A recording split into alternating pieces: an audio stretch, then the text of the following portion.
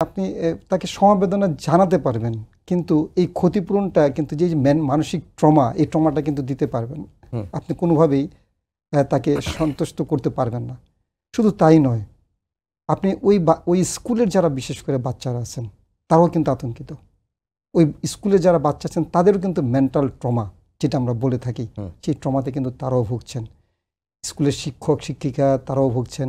এবং ধরেন যে ওই স্কুলের একজন শিক্ষিকা যিনি প্রায় আমরা বিভিন্ন মিডিয়ার মাধ্যমে জানতে পেরেছি যে প্রায় 20 জনের উপরে বাচ্চাকে সে কিন্তু একাই উদ্ধার করেছেন, মেহরিন।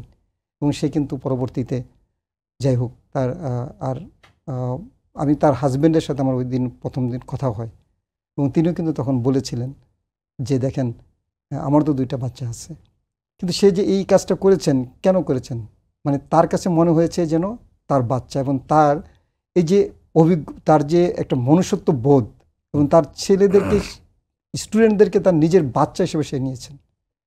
তো সুতরাং এই ধরনের ট্রমাগুলো কিন্তু এটি শুধু কিন্তু আমাদেরকে এই ঘটনাগুলো কিন্তু একের পর এক ঘটছে। আপনি দেখতে পাবেন সেই নিমতলির ট্র্যাজেডি বলেন কিংবা বেলি রোডের ট্র্যাজেডি বলেন, এই ঘটনা কিন্তু একটার পর একটা কিন্তু ঘটছে।